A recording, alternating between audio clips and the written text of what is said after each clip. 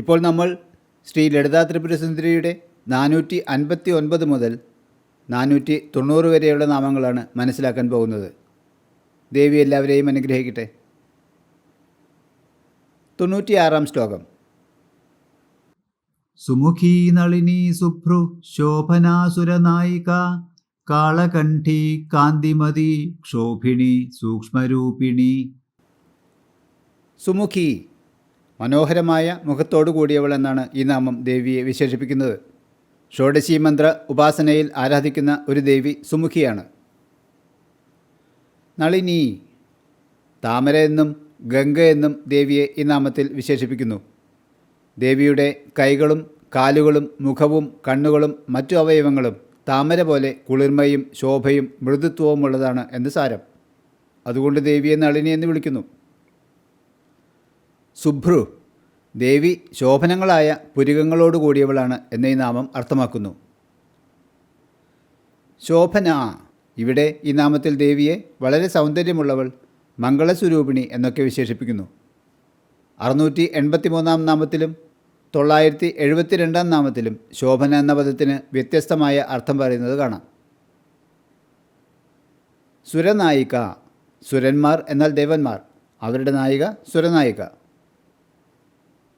കാളകണ്ഠി അല്ലെങ്കിൽ കാലകണ്ഠി, കാളകണ്ഠൻ അല്ലെങ്കിൽ കാലകണ്ഠൻ കാളകൂട വിഷം കഴുത്തിൽ വറ്റിച്ച ശിവനാണല്ലോ. അപ്പോൾ കാളകണ്ഠി എന്നാൽ ശിവപത്നി. മധുരമായ ശബ്ദമുള്ളവൾ, കാളഞ്ചരം എന്ന പുണ്യസ്ഥലത്തെ ദേവി, ദാരുകാസുര നിഗ്രഹത്തിന് ദേവിയോടൊപ്പം പ്രത്യക്ഷപ്പെട്ട ദേവി എന്നൊക്കെ ഈ നാമത്തിന് അർത്ഥം കാണാം. മധുരമായതും നേരിയതും എന്നാൽ സ്ഫുടവുമായ ധ്വനിയെ കാളമെന്ന് പറയും. അതുപോലെ തന്നെ ശബ്ദം കണ്ഠത്തിലുള്ളവളാണ് കാളകണ്ഠി. ദാരുകനെ വധിക്കാൻ ശിവൻ കാളിയെ സൃഷ്ടിച്ചപ്പോൾ കൂടെ തന്നെ കവർദിനിയെയും കാളകണ്ഠിയെയും കൂടി സൃഷ്ടിച്ചു എന്ന് പറയുന്നു. ദേവീ പുരാണത്തിൽ 68 പുണ്യസ്ഥലങ്ങളെക്കുറിച്ച് പറയുമ്പോൾ കാളഞ്ചരം എന്ന സ്ഥലത്ത് ദേവിയെ കാളകണ്ഠഭാവത്തിൽ ആരാധിക്കുന്നു എന്ന് പറഞ്ഞിട്ടുണ്ട്.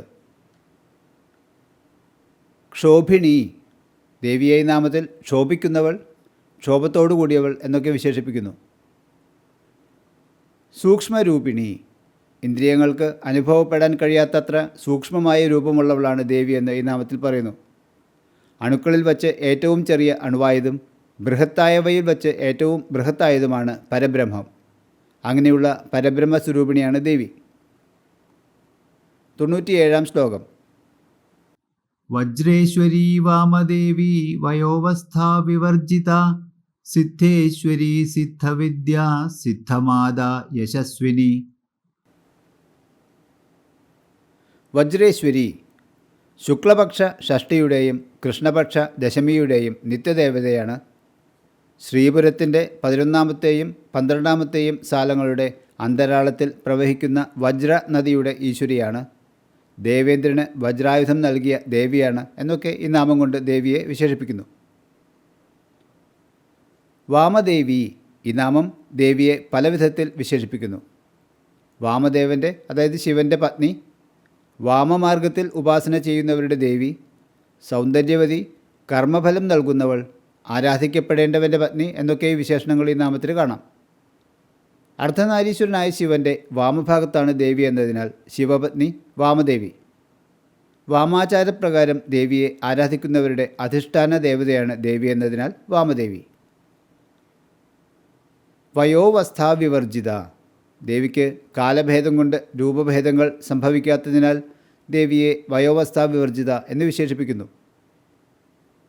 സിദ്ധേശ്വരി, സിദ്ധന്മാരുടെ ഈശ്വരിയാണ് ദേവി എന്ന് ഈ നാമത്തിന് അർത്ഥം വരുന്നു. സിദ്ധന്മാരെന്നാൽ ദേവിയെ ഉപാസിച്ച് അണിമ, മഹിമ, ലഘിമ തുടങ്ങിയ ഗുണങ്ങളെ നേടിയവരാണ്. അതുപോലെ പഞ്ചഭൂത തത്വങ്ങളെ കീഴടക്കുന്നവർ. ഇവർ സാധാരണ നിയമങ്ങൾക്ക് അതീതരാണ്. അവരെ ഗുരുത്വാകർഷണം ബാധിക്കില്ല, ജലം അവരെ നനയ്ക്കില്ല, അഗ്നി അവരെ പൊള്ളിക്കില്ല. സാധാരണക്കാരന് കേൾക്കാത്ത എവിടെയുള്ള ശബ്ദവും കേൾക്കാം. ശ്രീചക്രത്തിൽ അവർക്ക് സ്ഥാനമുണ്ടത്രേ, പൂജയുമുണ്ട്. സിദ്ധവിദ്യ, ദേവി സിദ്ധമായ വിദ്യയായിരിക്കുന്നവൾ ആണ് എന്ന് ഈ നാമത്തിൽ വിശേഷിപ്പിക്കുന്നു. ഉപാസകനെ കൊണ്ട് ദേവിയെ പ്രത്യക്ഷപ്പെടുത്താൻ സാധ്യമായതാണ് ശ്രീവിദ്യാമന്ത്രം. പഞ്ചദശാക്ഷരി ദേവി തന്നെയാണ്. ഭക്തിയും ശ്രദ്ധയും മാത്രമേ ഈ മന്ത്രോപാസനയ്ക്ക് ആവശ്യമുള്ളൂ. അതുകൊണ്ടാണ് ദേവിയെ സിദ്ധവിദ്യ എന്ന് വിളിക്കുന്നത്. സിദ്ധമാതാ, സിദ്ധന്മാരുടെ മാതാവായി ദേവിയെ ഈ നാമത്തിൽ വിശേഷിപ്പിക്കുന്നു.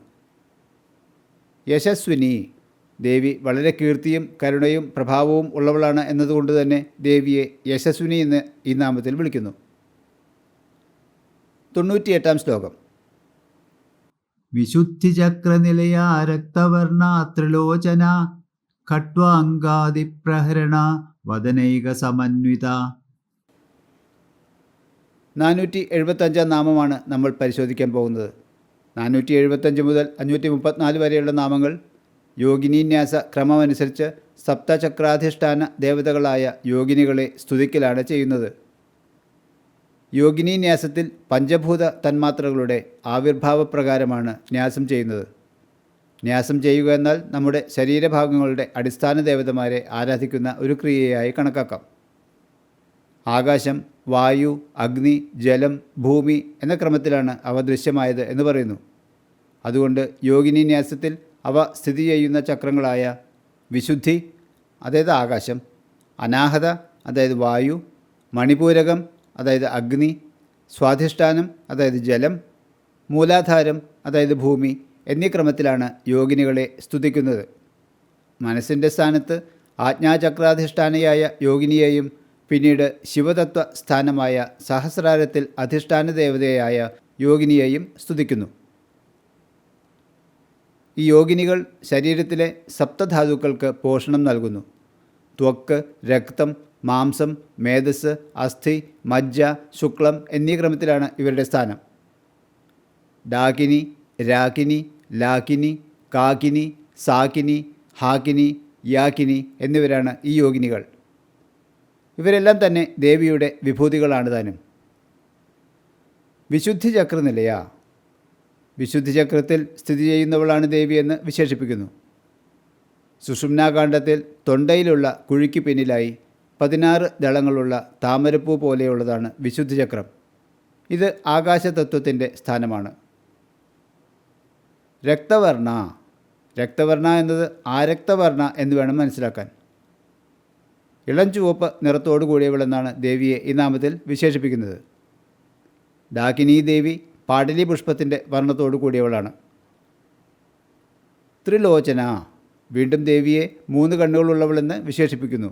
സൂര്യൻ, ചന്ദ്രൻ, അഗ്നി എന്നിവരാണ് ദേവിയുടെ 3 കണ്ണുകളെന്ന് നമ്മൾ കണ്ടതാണ്. ഖട്വാങ്കാദിപ്രഹരണ, ഖട്വാങ്കം തുടങ്ങിയ ആയുധങ്ങൾ സ്വന്തമായിട്ടുള്ളവളാണ് ദേവിയെന്ന് വിശേഷിപ്പിക്കുന്നു. ഖട്വാങ്കം, ഖഡ്ഗം, ത്രിശൂലം, മഹാചർമ്മം എന്നിവയാണ് ആയുധങ്ങൾ. വദനൈക സമന്വിത, ഒരു വദനത്തോടു കൂടിയവളാണ് ദേവിയെന്ന് ഈ നാമത്തിന് അർത്ഥം വരുന്നു. ഏകവദനം ആകാശതത്വത്തെ സൂചിപ്പിക്കുന്നു. 99-ാം ശ്ലോകം.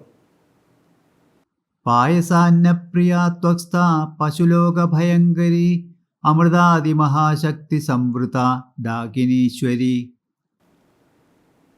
പായസാന്നപ്രിയ, പായസാന്നം പ്രിയമായവൾ എന്നാണ് ഈ നാമത്തിലെ വിശേഷണം. പാലിൽ വേവിച്ച ചോറാണ് പായസാന്നം. പുഷ്ടിവർദ്ധനയ്ക്ക് അന്നം ആവശ്യമാണ്. അതുകൊണ്ട് ഡാകിനി ദേവിക്ക് പാൽച്ചോറാണ് നൈവേദ്യം. ത്വക്സ്ഥ, ത്വക് ധാതുവിൽ സ്ഥിതി ചെയ്യുന്നവളാണ് ദേവി എന്ന് പറയുന്നു. സ്പർശേന്ദ്രിയത്തിൻ്റെ ദേവതയായി ത്വക്കിൽ, അതായത് ചർമ്മത്തിൽ സ്ഥിതി ചെയ്യുന്നു. പശുലോക ഭയങ്കരി, പശുക്കൾക്ക് ഭീതി ഉളവാക്കുന്നവളാണ് ദേവി എന്ന് പറയുന്നു. പശു എന്നാൽ മൃഗമല്ല ഉദ്ദേശിക്കുന്നത്. അദ്വൈതഭാവം സിദ്ധിച്ചിട്ടില്ലാത്തവർ എല്ലാം പശുക്കളാണെന്ന് നമ്മൾ നേരത്തെ കണ്ടതാണ്. അവർക്കൊക്കെ ദേവി ഭയങ്കരിയാണെന്ന് അർത്ഥമാക്കുന്നു. അമൃതാദി മഹാശക്തി സംവൃത, അമൃത മുതലായ ശക്തികളാൽ ആവരണം ചെയ്യപ്പെട്ടവളാണ് ദേവിയെന്ന് വിശേഷിപ്പിക്കുന്നു. ഡാകിനീശ്വരി, ഡാകിനി രൂപിയായ ഈശ്വരിയാണ് ദേവിയെന്ന് വർണ്ണിക്കുന്നു. 100-ാം ശ്ലോകം. അനാഹതാബ്ജനിലയ ശ്യാമാഭാവദനദ്വയ ദംഷ്ട്രോജ്വലാക്ഷമാലാദിധര രുധിര സംസ്ഥിത. അനാഹതാബ്ജ നിലയ, അനാഹത ചക്രത്തിൽ സ്ഥിതി ചെയ്യുന്ന രാകിനി എന്ന ദേവിയുടെ രൂപത്തിലുള്ളവളാണ് ദേവി എന്ന് വിശേഷിപ്പിക്കുന്നു. ഹൃദയത്തിൻ്റെ പിന്നിൽ സുഷുമ്നയിലുള്ള 12 ദള പത്മമാണ് അനാഹത ചക്രം. ഇത് വായുവിൻ്റെ സ്ഥാനമാണ്. താമരയുടെ കാണ്ഡത്തിൽ രാഗിണീ ദേവിയുടെ രൂപത്തിൽ ദേവി അവിടെ വിളങ്ങുന്നുവെന്ന് പറയുന്നു. അടുത്ത നാമങ്ങൾ രാഗിണീ ദേവിയുടെ രൂപവും പരിവാരങ്ങളും എന്താണെന്ന് വർണ്ണിക്കുന്നു. ശ്യാമാഭ, കറുത്ത നിറമുള്ളവളാണെന്ന് പറയുന്നു. 16 വയസ്സുള്ള കന്യകയെ ശ്യാമ എന്ന് വിളിക്കാം. ദേവിക്ക് എന്നും 16 വയസ്സാണ് എന്ന് പറയുന്നു. വദനദ്വയ, 2 മുഖങ്ങളുള്ളവളാണ് ദേവി എന്ന് പറയുന്നു.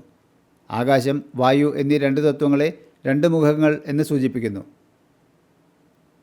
ദംഷ്ട്രോജ്വല, ദേവി ദംഷ്ട്രങ്ങളോടുകൂടി ശോഭിക്കുന്നവളാണെന്ന് പറയുന്നു. അണയിൽ നിന്ന് വിട്ട് വളഞ്ഞ പല്ലുകളെ ദംഷ്ട്രങ്ങളെന്ന് പറയുന്നു. തേറ്റപ്പല്ലുകൾ വീരപ്പല്ലുകളെന്നും പറയുന്നു. അക്ഷമാലാധിധര, ആ മുതൽ ക്ഷ വരെയുള്ള 51 അക്ഷരങ്ങളെ കൊണ്ടുള്ള മാല ധരിച്ചവൾ, ചക്രം തുടങ്ങിയ ആയുധങ്ങൾ കയ്യിലേന്തിയവൾ, രുദ്രാക്ഷവും മറ്റും കൊണ്ടുള്ള മാലയണിഞ്ഞവൾ എന്നൊക്കെ ഈ നാമത്തിന് അർത്ഥം കാണാം. രുധിര സംസ്ഥിത, രുധിരമെന്നാൽ രക്തം. അതുകൊണ്ട് രക്തധാതുക്കളിൽ അഭിമാനമുള്ളവൾ, രക്തത്തിൻ്റെ ദേവതയായി അതിനെ പുഷ്ടിപ്പെടുത്തുന്നവൾ എന്ന ഈ നാമത്തിൽ ദേവിയെ വിശേഷിപ്പിക്കുന്നു. ഡാകിനി, രാഗിനി എന്നീ ദേവതകളെക്കുറിച്ച് നമ്മൾ കണ്ടു. 490 നാമങ്ങളും 100 ശ്ലോകങ്ങളും കഴിഞ്ഞു. ലളിതാ സഹസ്രനാമ ശ്ലോകങ്ങളുടെ പകുതിയിലധികം നമ്മൾ മനസ്സിലാക്കി കഴിഞ്ഞു. ഇനി ഇന്നത്തെ 5 ശ്ലോകങ്ങൾ ചൊല്ലാം. സുമുഖീ നളിനി സുഭ്രു ശോഭനാസുരനായിക കാളകണ്ഠി കാന്തിമതി ക്ഷോഭിണി സൂക്ഷ്മരൂപിണി വജ്രേശ്വരി വാമദേവി വയോവസ്ഥാ വിവർജിത സിദ്ധേശ്വരി സിദ്ധവിദ്യ സിദ്ധമാത യശസ്വിനി വിശുദ്ധിചക്രനിലയ രക്തവർണ ത്രിലോചന ഖട്വാംഗാദിപ്രഹരണ വദനൈക സമന്വിത പായസാന്നപ്രിയാ ത്വക്സ്ഥ പശുലോകഭയങ്കരി അമൃതാദിമഹാശക്തി സംവൃത ഡാകിനീശ്വരി അനാഹതാബ്ജനിലയ ശ്യാമാഭാവദനദ്വയ ദംഷ്ട്രോജ്വലാക്ഷമാലാദിധര രുധിര സംസ്ഥിത. കൂടുതൽ നാമങ്ങൾ നമുക്ക് അടുത്ത വീഡിയോയിൽ കൂടെ കാണാം.